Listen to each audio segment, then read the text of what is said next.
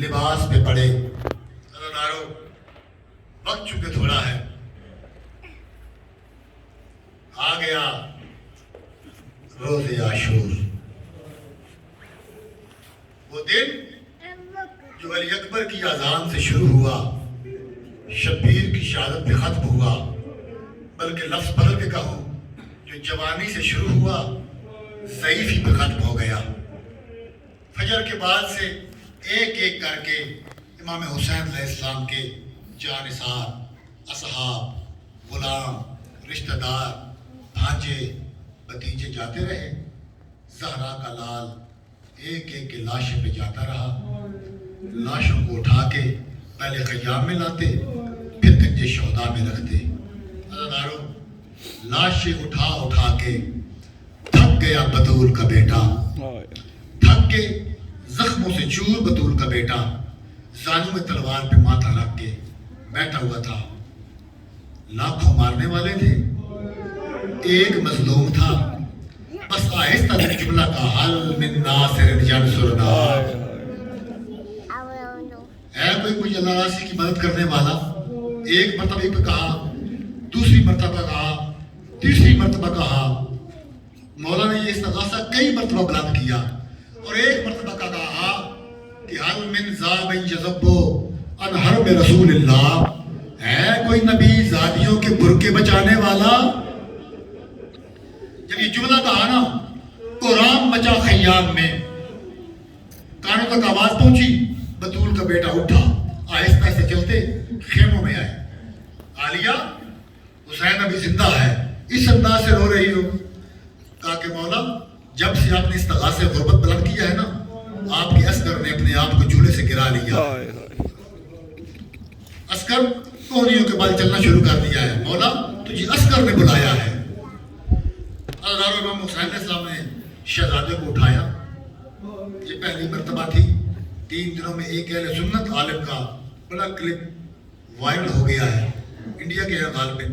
وہ کہتے ہیں کہ یہ 3 دن 8, 9 اور 10 محرم کو اس شہزادے کو 3 معصوموں نے اٹھائے رکھا ہے.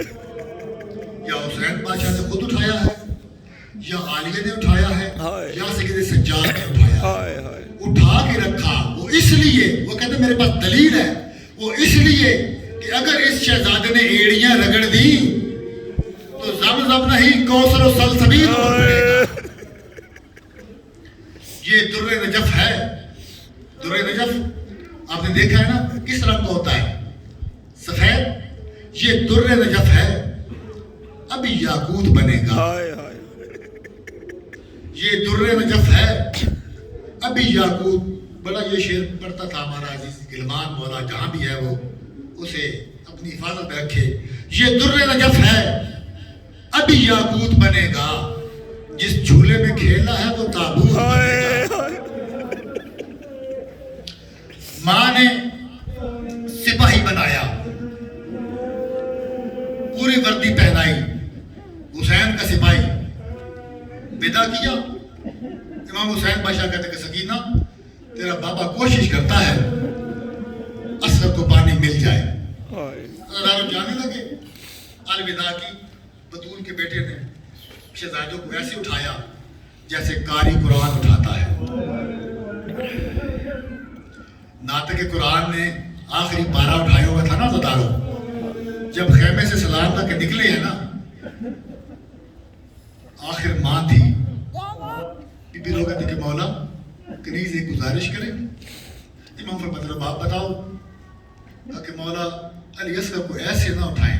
اب میں نے اشارہ کرنا بلا تشبیہ. امام نے ایسے اٹھایا ہوا تھا, شہزادے کو میری طرف دیکھنا ایسے جیسے قاری قرآن اٹھاتا ہے. امام کہتے ہیں آپ کیسے اٹھاؤں؟ امام نے کہا کہ ایسے ہی اٹھائیں. اور اس کی وجہ مولا آپ کا رخ ہوگا میدان کی طرف, علی اصغر کا رخ ہوگا خیموں کی طرف. مولا جب تک آپ میدان میں جاتے رہیں گے میں کنار کے اندر کھڑی ہو کے اصغر کا چہرہ دیکھتی رہوں گی. العظمت للہ. اللہ اکبر. پاک سیدہ آپ کی آنسو قبول فرمائے. عزیزانو زہرا کا لال اپنے بیٹے کو لے کے 9 لاکھ کے سامنے آیا. امام نے خطبہ دیا. نزدیک تمہارے نزدیک اگر مجرم ہوں تو میں ہوں. اس 6 مہینے کے بچے کا کیا جرم ہے؟ 3 دن سے پیاسا ہے. میرے اصغر کے لیے چند گھونٹ پانی دے دو. اس مقام پہ آپ کے مولا حسین بادشاہ نے رسول اللہ کے نواسے نے کسی کائنات کے رسول نے کہا تھا الحسین منی وانا من الحسین. اس نے آپ کو یاد کیا. فرمایا اے میرے عزادارو، اے میرے چاہنے والوں، کاش تم اس وقت ہوتے، تم مجھے دیکھتے جب میں اصغر کے لیے پانی مانگ رہا تھا. ایک میں رو رہا تھا، لاکھوں ہنس رہے تھے. الحمدللہ پانی مانگا. عزادارو 6 مہینے کا بچہ زیادہ پانی پیتا ہے. جو پردے میں میری بہنیں بیٹیاں تشریف فرما ہے وہ بہتر جانتی ہے. 6 مہینے کے بچے کو پیاس لگتی ہے نا، پیالے میں پانی لیتی ہیں، انگلیاں ڈبو کے بچے کے ہونٹوں پہ رکھتی ہیں، بچہ سیر ہو جاتا ہے. اتنا پانی مانگا تھا بطول کے بیٹے نے علی اصغر کے لیے. عزادارو اللہ لعنت کرے عمر بن سعد پر. یہ کہتا ہے حسین پانی خود پینا ہے، بہانہ بچے کا کرتے ہو. بچہ خود مانگے تو دیں گے، وگرنہ نہیں. زہرا کے لال علی اصغر کو دیکھا، اگر علی اصغر پانی مانگتے ہو. باپ کی نگاہوں میں نگاہیں ڈالی اصغر نے، کہا کہ میری دادی زہرا سے بھی گواہ مانگے گئے تھے، انہوں نے مانے نہیں تھے، میں تمہاری گواہی ضرور دوں گا. حضرت بطول کے بیٹے نے علی اصغر کو گرم ریت پہ رکھا، گرم ریت پہ رکھا، کہا کہ اصغر مانگ پانی. اصغر کوئی عیسیٰ تو نہیں گود میں بولے، میدان میں بولے گا کہ آخر یہ علی ہے.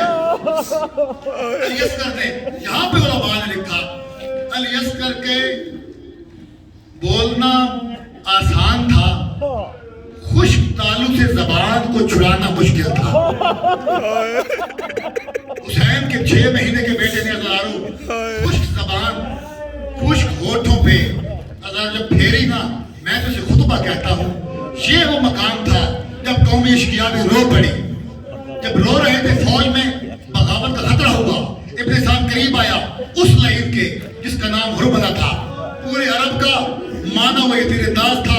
یہ لعین اس کے پاس کہا کہ کہتا ہے ہرملہ اقطع کلام الحسین، حسین کی کلام کو قطع کرو. عزادارو یہ اپنی کمین گاہ میں آیا، اس نے اپنے تیر کمان اٹھائے، اس نے وہ تیر اٹھایا. عزادارو تاریخ عرب میں اس وقت توجہ میری جان جو آخر میں بیٹھ رہی ہو، تاریخ عرب میں اس وقت 6 قسم کے تیر استعمال ہوتے تھے. پہلا تیر تھا نبل، یہ زیتون کی لکڑی کا بنا ہوا ہوتا تھا. دوسرا تیر تھا بزل، اس کے پیچھے 3 پر ہوتے تھے. تیسرا تیر ہوتا تھا زہم، اس کے آگے زہر لگا ہوا ہوتا تھا. چوتھا تیر ہوتا تھا موجلہ، یہ ہندوں کے شکار کے لیے استعمال ہوتا تھا.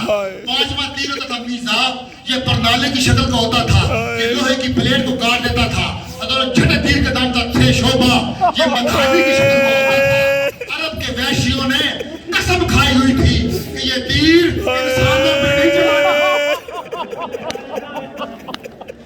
اور اس لعین نے وہ تیر اٹھایا، لوہے کی کمان تھی. عرب کا کتنا بھی کوئی بہادر ہوتا کھڑے ہو کے یہ تیر چلا نہیں سکتا تھا. اس کو پہلے زانو ٹیکنا پڑتا تھا، کمان کے دونوں سرے ملانے پڑتے تھے. اور اس لعین نے یہ تیر جوڑا، علی اصغر کا نشانہ لیا. تھوڑی دیر گزری، اس کا تیر زمین پہ گرا، یہ خود زمین پہ گرا، پھر تیر جوڑا. تیسری مرتبہ تیر گرا نا، عمر بن سعد اس کے قریب آیا، کہتا تو عرب کا مانا ہوا تیر انداز ہے، تیرا تیر گر کیوں جاتا ہے؟ کہتا بلاؤں تو کہتا ہے نا بچے کو تیر ماری ہے. وہ کہتی ہے اپنے تیر کا وزن دے، میرے اصغر کا گلا دے.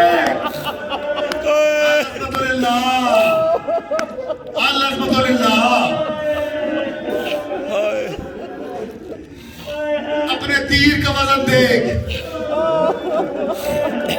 میرے اصغر کا گلا دیکھ. عزادارو تیسری مرتبہ یہ بیٹھا، اس نے جوانی کی پوری طاقت لگا کے کمان کے دونوں سروں کو جوڑا، اس نے تیر چلایا.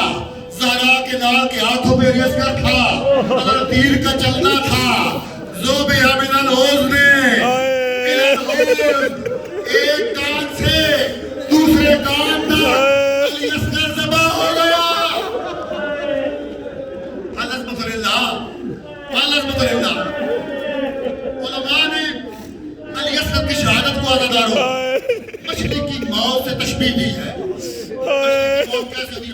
बाहर आती है ना, पहले तड़पती है, फिर आरो आहिस्ता आहिस्ता करवटें लेती है। अब शब्बीर के हाथों पे सगीर है, पहले तड़पा, फिर आहिस्ता आहिस्ता करवट ली, फिर मछली कभी मुंह खोलती है, कभी मुंह बंद करती है। अली असगर की आंखें हैं बाबा पर, अगर कभी मुंह खोलते हैं, कभी मुंह बंद करते हैं।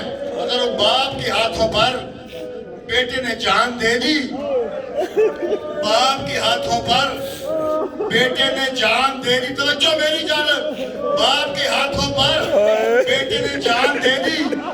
हुसैन चाहते ये थे कि मैं अली असगर का तीर निकालूं, अली असगर को अपने सानू पे उल्टा रखा, तीर निकाल रहे थे।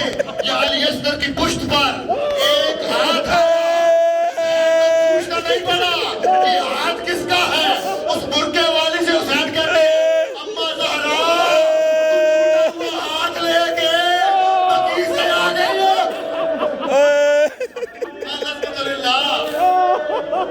अल्हम्दुलिल्लाह टूटा हुआ हाथ पहचाना हुसैन ने। बीबी लोग कहते हैं हुसैन दादियों को पोते बड़े प्यारे होते हैं। ज़हरा के लाल ने अली असगर को उठाया, जो रोज़े आशूरा अमल करते हो, 7 मरतबा आगे कुछ जाते थे, खेमों में ले जाओ। फिर ख्याल आया रबाब मर जाएगी, सकीना मर जाएगी, फिर पीछे हटे।